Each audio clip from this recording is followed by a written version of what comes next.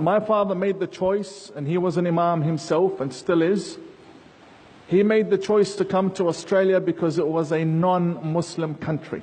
Now, if we knew that after 30 years we're going to have burqas running around and mosques being erected in every corner and people proposing Sharia law against democracy in this country, we wouldn't have come. I believe that the entire religion needs a review. I believe that there are certain books that need to be banned from this country. There are books that are regarded the second book after the Quran. And all mainstream Muslims believe in this book. The Bukhari, a very famous book. It's present in at least the majority of Muslim homes, at least. It's everywhere. It's put on the shelf right beside the Quran. And every act of terrorism is taught from that book. And that book is widely available and sold and published in Australia. I don't understand how Muslims believe that, well, radical Muslims is the main issue here, how they believe that if you blow yourself up, you go have lunch with the Prophet Muhammad in heaven. I didn't know my Prophet was running a restaurant up there. I honestly never knew. And then you have other very attractive statements that they state, that you go and you get 72 virgins. But what kind of a virgin is she that I would have to blow myself up for her? And I also oppose the construction of mosques. We have a big problem. Changing this country is something I am against. You can have one mosque in Adelaide, which is the oldest mosque, and then you can have centers. You can have educational centers. You can rent out university theaters, community centers. There's no need to be building mosques that later on are led by radical Muslim leaders. Some of them don't find success in radicalizing the youth that come to the mosque to worship God. So what do? They ride their cars, they drive their cars with their boats from Western Australia, as you may have heard, all the way to Queensland because they want to join ISIS through Malaysia.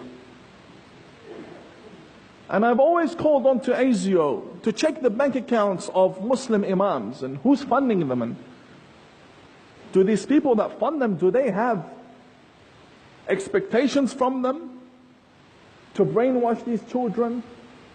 What's going on with genital mutilation and child brides, and what's happening in this country? Now, I know there are some politicians in recent times that have stood up and they're very against Islam. And they want to tell people that Islam is a very dangerous religion. Why do they say that now? I don't oppose these politicians because I know exactly what truth is in my religion. I know exactly what's going on, which is why I don't speak out against them. I'm against generalizing because there are good Muslims. But the main message behind it, I agree with. This will get me in trouble. I've never said this before, but Palestine is Jewish land. I mean, come on, who doesn't know this? Jesus came to Jerusalem. He came to the Israelites who were there. It's Jewish land. It's about time the female politicians stop dressing in headscarves when they go to Muslim countries. I know it's good to respect other people, but if you're the foreign minister, you're a foreign minister with your uniform and your badge, and if they don't respect you as a woman to come and dress in what you like to dress, then that's a country we don't want their embassy, we don't want anything to do with them. If they don't respect our foreign minister, regardless of what country that is. Look, this is Australia. This is what it is. You like it, don't like it. We'll give you one of our kangaroos and you can hop back to where you came from. The Grand Mufti, who's elected to be representing us for 20 years, hasn't come out and said in English that I condemn terrorism. It's true that he endorses verdicts against ISIS. But the problem is, Australia needs to stand against ISIS. The Muslim community here needs a verdict against ISIS. Not someone in America and you giving them the thumbs up, good on you.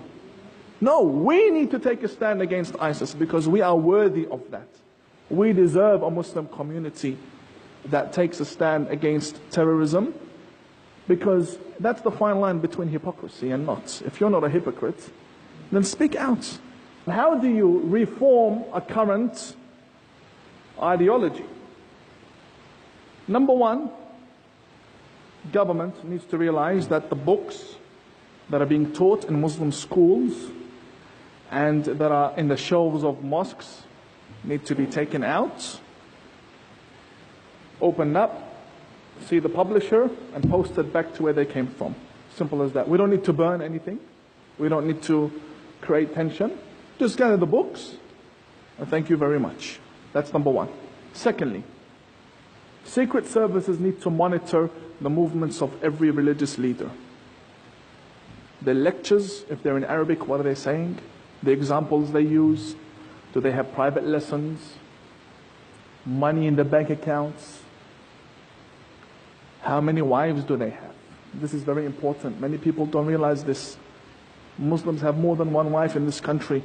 But we need to come to one common understanding that it's either we follow the law of the land or we don't. If we do, then it's one wife.